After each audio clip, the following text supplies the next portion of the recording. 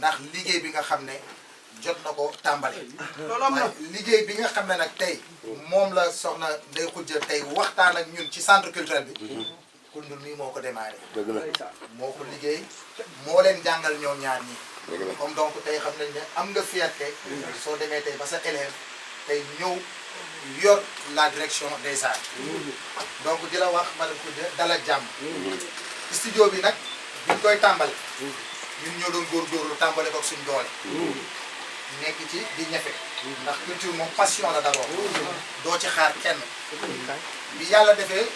ñu ñëw ba yàlla may ñu as tuut ñu ne dañuy tabax suñ kër.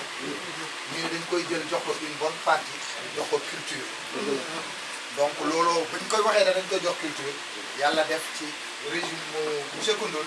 ñu bénéficié wu benn fonds bu tudd fonds de développement des cultures urbaines. mooy FDCU bii ngeen gis. comme donc tey FDCU yemul rek ci rappeur yemul rek ci rappeur ndax tey Kaolack infrastructure culturelle yi mu war a mën a am yëpp amaana madame Khoudia ngi ci pour ñu am ko. waaye yaakaar naa ba tey am na lu des. te ci li des loolu noonu tey tax na ba tey FDCU hébergé na tey ay artistes yoo xam ne ñoom ñoo yor tradition tey Kaolack di ko fi def. fii nag ay ndaanaan rek a fi ne. su ma limee damay juum. donc di la wax dalal ak jàmm dal leen ak jàmm. donc di leen remercier di wax ne tey bu ñu amee caméra yi mbaa ñu am yii di ko jënd mbaa ñuy mën a def lépp lu ñu mën a def tey c'est grâce au ministère de la culture c'est grâce à la direction des arts. franchement ñu ngi leen di remercier di leen dalal di leen ñaaral yàlla mission bi nga xam ne tey moom la yàlla teg mu oyof ci yow. te it suñu xel dal na ci. ndax ñoo ngi suivre page Facebook bi gis nañ doxu nemmeeku yi nga xam ne jóg nga ko def lo ci ñi nga xam ne ñoom ñooy say prédécesseurs. donc loolu ku yaatuwul. tey ña nga xam ne ñoo la jiituwul doo dem di taatagal dara ci ñoom. dëgg la waay laaj seen xalaat. kon donc dama bëgg ngeen tàccul ma. et fi may tëjee mooy dafa wax ju am solo mooy ñoom. mënuñu ñëw individuellement di jox ku ne. te nag nañ leen gërëm sant leen. ndax bi force Covid bi ñëwee. ci dimbali Covid bi. yaakaar naa ne su ma waxoon ku jot ne yëkkati loxoom. yaakaar naa ñëpp dinañ yëkkati seen loxo. comme ñoom leen di remercier ci loolu. waaw am na ku ne ma ci sax lii. am na ku ne ma démb ne ma lii. directrice des arts daf ko waroon def sax xaru tabaski. sama message waaw yow sa message dafa ñëwoon buubaa rek moo nga ci lay jot sama. donc pour dire que ñëpp sant nañ ci yàlla di leen ci remercier di ci remercier aussi abi. Kaolack ñi fi nekkoon def nañ aar ba sonn te amuñu lii ñu am. man damay def soirée di def entrée 7000 di def entrée 10 000 te loolu tey bu ñu doonee ay jeunes ñuy dox ci mbedd mi nit ñi di ñu bëgg wala nit ñi di ñu xool grâce à Bouna Mané. parce que tey jii nii xalaatuñu woon ne danañ dem ci musique ba def ay son wala ñuy tourner ay clip loolu xalaatuñ ko woon. lay noo mën a mel ak koo mën a doonee mbaa du yeesu mbaa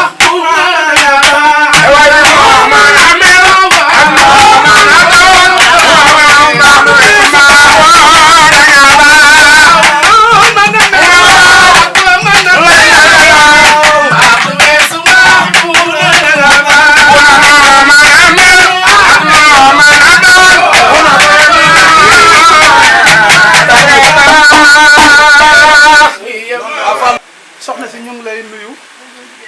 di la kontaane si sa yoon bi nga ñëwee fii di nuyu ba aj jaara yooyu noonu di kontaan trop teewaay bi nga teew ndax ñun ay artistes lañu comme ni ko waxee rek bàyyi nañu lépp nag duñ ne bàyyi nañu métier ndax aar suñu métier la ndax mu ñuy dundal mais dafa def lu bare fii ci dëkk bi ñu nekk ndax yàlla dafa dogal ñun ay artistes lañ fu ñu toll xam nga lu ñuy wax yéen seen talent jóge leen fii ngeen dem Dakar pourquoi ñuy jógee fii di dem Dakar ndax yàlla ja nekk Dakar moo nekk Kaolack ah kon li des mooy jàppale bi ñu war a jàppale moo xaw a des ñu ñuy jàppale naam bu yàlla dogalee nag yàlla indi la fii nga ñuy nemmeeku kon mooy jàpp nga ne yow da ñoo war a jàppale kon buñ gisee ne yow da ñoo war a jàppale dañ lay wax rek li nga xam ne mooy suñu tiis gis nga dëkk bi benn affaire moo fi am alliance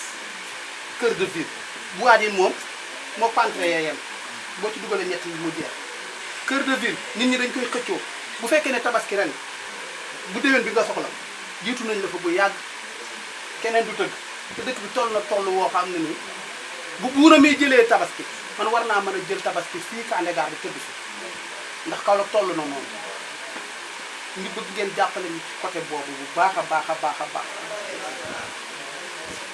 festival kii doo nga ko fi def Adjara war na ko mën a def man war naa ko mën a def man nag ba ma ko commencé dama ko def daal di tooy kan militaire laa fanaane ci laa ko bàyyi ndax la ma ca daj autorité yi ma woon kenn ñëwut ña nga sa si seen yeneen dégg ni da ngay wax dëgg rek di miti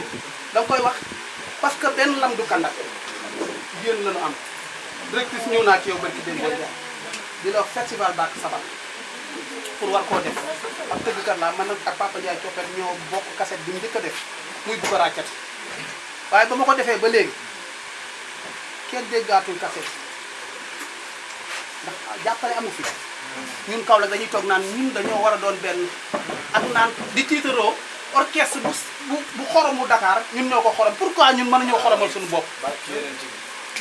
te dañoo bëgg toog fii di xoromal suñu bopp te duñ dem Dakar te loolu li ñu koy may mooy ngeen jàppale ñu studio yi gën a yaañ place yi gën a bari ñun ñu mën a dem ah li ñuy lekk nag mooy jeex waaye li ñuy wax du jeex dama yemale foofu samay kàddu ndax da ngeen a bëgg a dem di leen ñaanal jàmm di ñaan yàlla sa yenn oyof amiin ci barke Seydina Mohamed. di leen remercier pour accueillir charité bii ngeen réservé sama directrice des arts ak sama ancien directeur bu nekkoon suñu professeur au niveau de l' école nationale des arts yàgg ñu encadré conseil ba tey c' est une fierté ñu ñëw fii au niveau du centre culturel aussi fekk si ma ak sama naataango madame Touré Diagne qui est ma partenaire comme ni nga ko waxee sànq vraiment def na ay présentation c' est ambitieux pour le ministère de la culture depuis sa nomination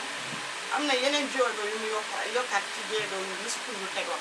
vraiment pour ñu vers les régions jàppale les acteurs culturels prétexte bi ñu amoon tey c'est la formation pour le fonds des cultures urbaines moom xam naa dina ci revenir bari na ay dossiers yu ñu doon teg ya nga xam ne peut-être Kaolack amoon na chance di bénéficier mais nu ñu waroon gën a am ay bénéficiaires mun na gën a yokk donc ci loolu la ñu loolu tax ñu ñëw tey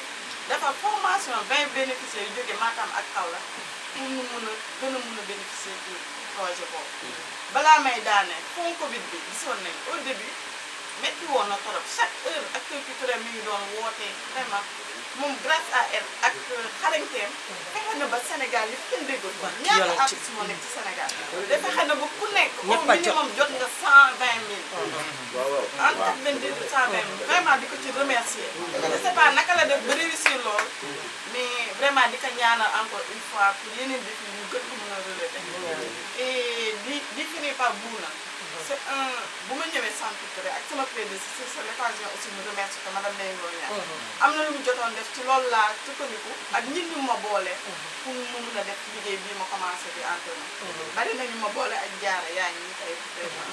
ak Bouna Mané te jàppale na ma pour le recrutement et la sélection des acteurs culturels di am occasion pour vraiment remercier ko du soutien bi tey encore événement du début à la fin matériel yu mu indi centre c'est le fonds des cultures urbaines grâce à moo tax ñu ñu jàppale pour le déroulement du centre culturel donc di ko vraiment remercier di ko ñaanal aussi ñu gën a dem de l'avant sur ce bañ a monopoliser la parole madame la directrice des arts formation bii mu ñëw à Kaolack beneen mi ngi xaar à Fatick te def na yeneen région Sédhiou Tambacounda ak yeneen di ko ñaanal aussi ñun ñëpp ñu ànd ñaanal ko ñu gën a am courage def lu muy def nii parce que metti na xam naa jigéen la mais teew ba ay 4 heures 3 heures du matin pour continuer 8 heures yu continuer di liggéey donc war nañ ko ñaanal rendre un hommage mérité vraiment merci te lii yëpp bu amee tamit vraiment merci sant yàlla parce que tey jii ñoom ñu fi toog nii sama fierté la tey li ñuy def nii dara def na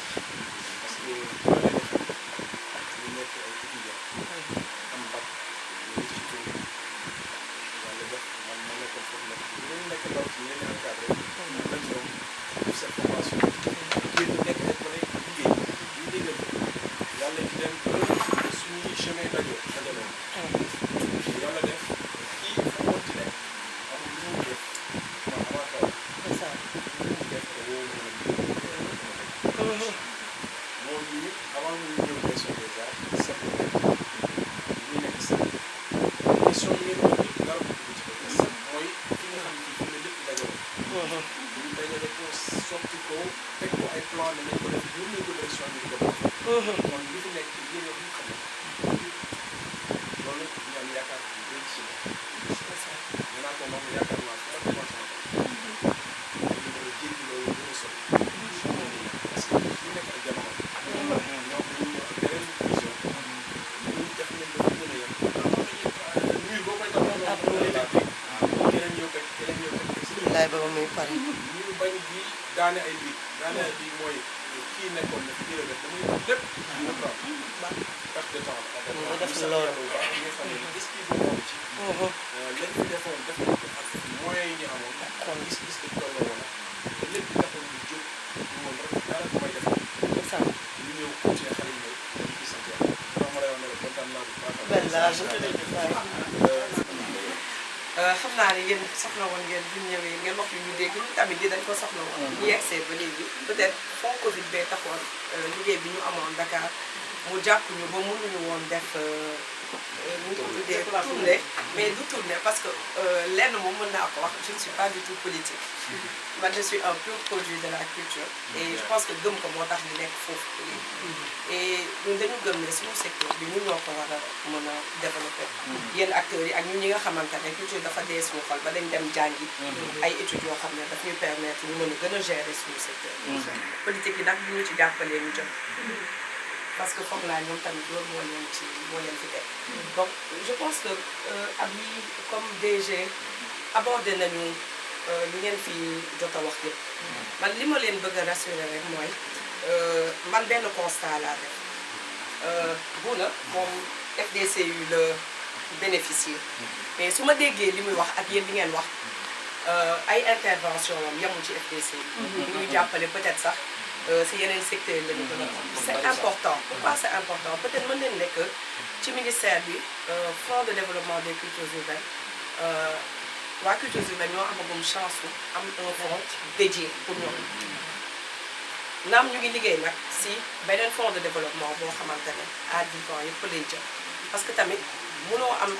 am vision ci ay secteur te li jiitu que ñu bëgg ko bañ ko bëgg xaalis moo ko jiital. xaalis mooy développer projet yi mooy tax ñu am ay création de qualité mooy tax création yooyu tamit mën a dem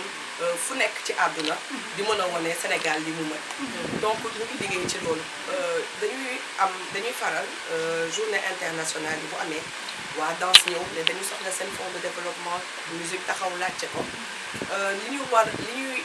li metti rek mooy dañu nekk nag que ñu bëgg ko bañ ko pays boo xamante ne taxu ko di développé donc lépp priorité la Sénégal mais nag bu ñu gisee nit ñi taxawaayu dañu bëgg a développer seen secteur mu nekk secteur boo xamante ne dañu employé ay jeunes secteur boo xamante ne dañuy liggéeyloo ay jeunes di leen fay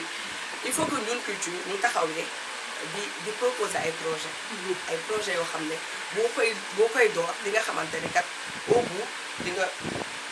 comme exemple kii Bouna dina liggéeyloo peut-être 2, 3, 4 personnes yoo xamante ne weer bu deewee kat dina leen jox salaire ak yëpp loolu am na solo mais li gën a am solo mooy impact bi am ñi nga xam ne ñu ngi def seen art gisuñu woon ko leen di produire ak yooyu mais comme ni ngeen ko waxee moom dafa doon liggéey mais foo ñëw jàppale ko mu gën a dëgër donc ñun ñu ngi liggéey ci yeneen secteurs yi tamit mën a am seen fond boo xam ne au moins bu ñu mënul jàppale yëpp tam dinañ am yeneen Bouna si yeneen secteurs ñoom tamit ñu xëcc ñeneen parce que jàppale bi ñu doon jàppale loolu la créer ay champion comme ni ko DG waxee parce que mënuñu acteur culturel fu nekk fi nga nekk ñu jox la li tax nga mën a développer sa bopp li gën sax fi doole bi di ëppee mooy ñu dajaloo kon choix bi FDCU def appuyer projet wu ñu jàpp nañ ne que on est fiers d'avoir contribué à ce que moom mu mettre en place ce studio là parce que ñu ngi gis nañu jàppale ñeneen heureusement dans d'autres régions tamit on a eu aussi le plaisir de noter la même chose gis nañ ne que Tamba récemment am nañ seen maison des cultures urbaines ñu ngi jàppale nit ñi di kii donc ay effort la yoo xam ne jarul xeeb day ñëw mais nag ni muy ñëwee mooy ñuy def résultat ñuy gis ñu fësal résultat yi tamit loolu yéen a ngi jàppale ñun Dakar fee ñu nekk duñu am des fois éléments yi suñu centre yi ñoo ñu jàppale yenn saa yi di remonter information yi man bu ma ñëwee déglu jàppewu ma dara critique jàppewu ma dara xas parce que dafay tax sama liggéey ëllëg bu ma toogee di def ay proposition ma jël en compte li ma fi jot a dégg loolu moo am solo loolu rek moo am solo léegi sànq tamit je pense déjà mu ngi ci bëggoon jaar di yegg mais eggu ci affaire u taxi yi ñu ciy liggéey tamit bi ñu génnee ci Covid bi amoon nañu daje bu mag fële Grand Théâtre pendant 4 jours di waxtaan ci naka la ñuy relancer activité culturelle yi après Covid bi donc mbébét yi gën a bëri loolu taxi yi ñuy faral di teg nit ñi surtout événement yi en sachant que ne événement yi du chaque fois lay rentable donc loolu c'est assez bien avancé président ci boppam moo santaane ministre liggéey ci santaane la ñuy liggéey ci loolu Sénégal nag ku ko xam ne impôt lay doxee donc fu mu mën a jëlee xaalis da koy jël xamante ne entreprise la boo xam ne dafa war a mën a fay impôt régulièrement mais ci liggéey boobu avancé nañ ci beneen chose bi mooy infrastructure d'accord den si loolu yàgg nañ ci wax am nañu il y a 3 ans amoon nañu projet complexe culturel régionaux yi projet la boo xamante ne étude de faisabilité yi def leen ko ba pare donc dafa nekk ministère des finances parce que tamit presque 1 milliard par région la pour complexe yi ci biir complexe yi normalement am na théâtre de verdure am na espace musée am na ay bibliothèque genre centre bi lay nekk mais day gën a bëri ay infrastructure di am chance ñëw di nekk ak yéen mais mën ngeen si waxtaan ak seen i kii waa centre culturel yi pour ñu bu amee ay programme yoo xam ne c'est bien identifié bu ñëwee Dakar on va se battre que bu ñuy allouer budget yi mu jàll mais tamit ça vient sur une proposition il faut proposition ñëw vraiment man li ma leen di dénk mooy structuration vraiment structuration bi ñi rap dajaloo ñi nekk ci théâtre dajaloo ñi nekk ci danse sam dajaloo ça c'est important ñu waxandoo benn voix parce que bu kii ñëwee wax ma lii kii wax ma lii kii wax ma lii man duma xam fu may jaar alors que bu ngeen toogee régler problème bi à l'interne ba pare ñëw ak un programme day gën a yomb si ñu jël un seul programme ne lii kat Kaolack ñu am bu mel noonu Ziguinchor ñu ñëw ne Ziguinchor vraiment c'est bëggoon nañu am beneen jotaay bu gën a waxtaan bu gën a yaatu mais dinañ si ça va se faire inchallah parce que j'avais prévu de le faire mais ce sera pas politique ce sera technique voilà comme ça sax damay teggi sama casquette directrice des arts je vais prendre la casquette de planificateur ñu mën a discuter ci loolu bu baax a baax